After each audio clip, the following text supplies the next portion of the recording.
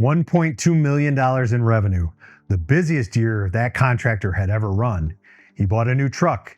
He hired 2 guys. Then January hit and $47,000 in payables and just $12,000 in the bank. The best year of his career became the worst cash position in his company's history.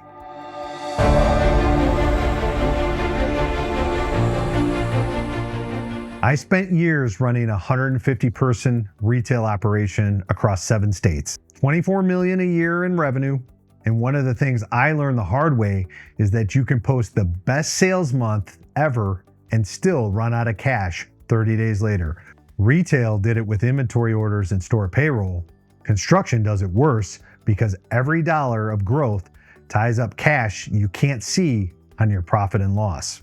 Today, how a $1.2 million year turned into $12,000 in the bank, where that cash actually went, and how Project Tool's CFO dashboard would have shown the warning signs 3 months before the crash.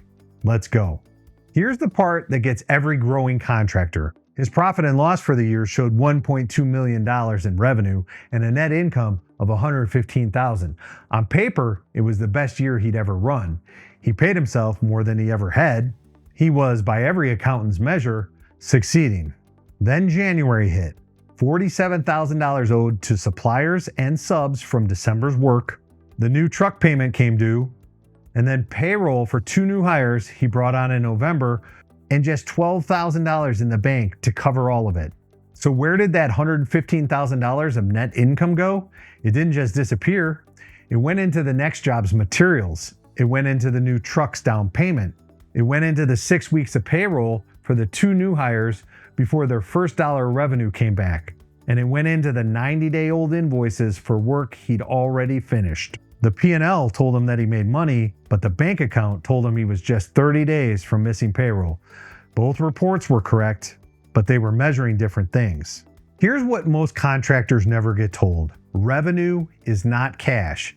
Net income is not cash. And the gap between them is the biggest in the year you grow the most. There are 3 drivers of the growth cash gap.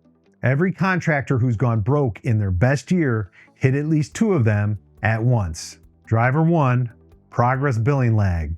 On a 90-day job, you pay your materials supplier on day 10. You pay your crew every Friday, but you don't bill the customer until you hit a milestone. 30% complete, 60% complete, the final, and the customer might not pay the invoice for another 30 to 60 days. The cost goes out before the cash comes in. Every job, every time. Driver 2, retention. On commercial jobs and on a lot of residential remodels, the customer holds back 10% until the punch list is signed off on. That 10% is your profit.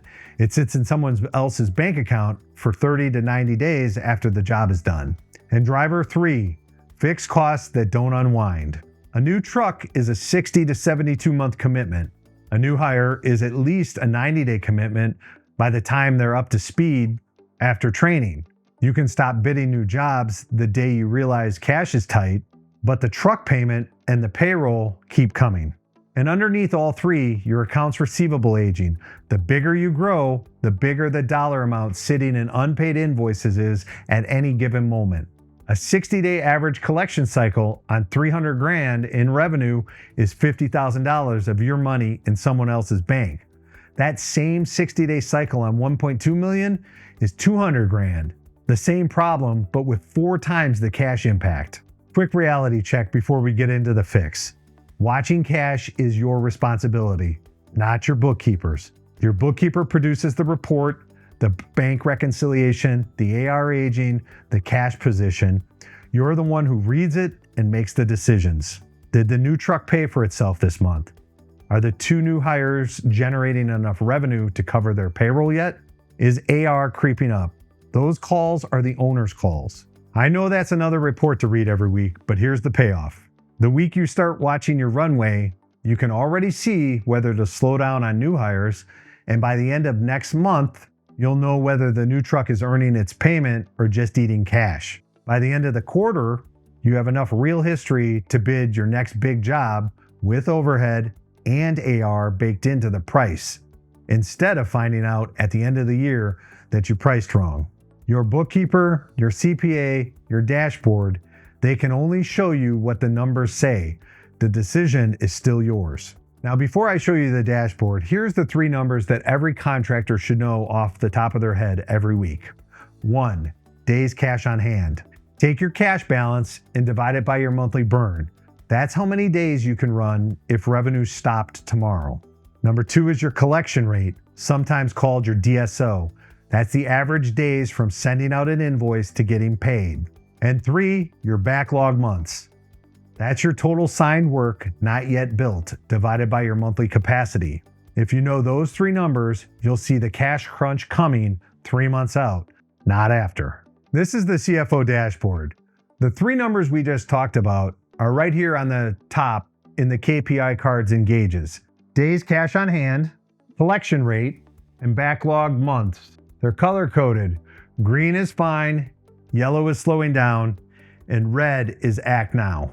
And underneath those is cash collected, earned revenue, and gross profit on active jobs in dollars and percentage. Earned revenue tells you what you've actually completed, while cash collected tells you what you've been paid for. The gap between those two is the cash you've already worked for but haven't been paid. That's the number that caught this contractor off guard. Now here's the card that I'd crown the most important one on this whole dashboard: unearned deposits. It shows in dollars how much customer money you've collected for work that you haven't done yet. That's deposits and prepayments you still owe in labor and materials. It's not a slice of your bank account. It's a running tally of what you owe in future work. When that number climbs higher than your actual cash on hand, that's the dashboard telling you the deposit money you should have set aside is already gone. You've spent customer prepayments on overhead and other jobs. Now it'll run the other way too. When it's negative, you've completed work you haven't been paid for yet, so get those invoices out. Now here's why that matters. Say a customer hands you a $15,000 deposit on a kitchen remodel 3 weeks before the job starts. That cash is in your bank, and it is the easiest money in the world to spend on this week's payroll. Contractors do that constantly. Then the job starts. You go to buy materials and pay the crew, and the money is already gone. That deposit was never operating cash. It was prepayment for work you still owe, materials you haven't bought, and labor you haven't paid. Unearned deposits is the dashboard telling you in dollars exactly how much of your bank balance to leave alone. And when it goes red, that alarm is the warning before payday catches you short. Earn it before you spend it. Now here are the gauges. Collection rate. If this gauge is yellow or red, your average days to get paid is creeping up. That's the early warning sign that the cash gap is widening. Backlog months is how many months of work you have lined up. If you just hired 2 guys and backlog is dropping, you've added costs faster than you've added revenue. The dashboard catches that before the bank account does. And there's a second page tied to this, the cash forecast, a 13-week runway projection. The banner at the top is green, yellow, or red, and a week-by-week table underneath it shows your projected cash position.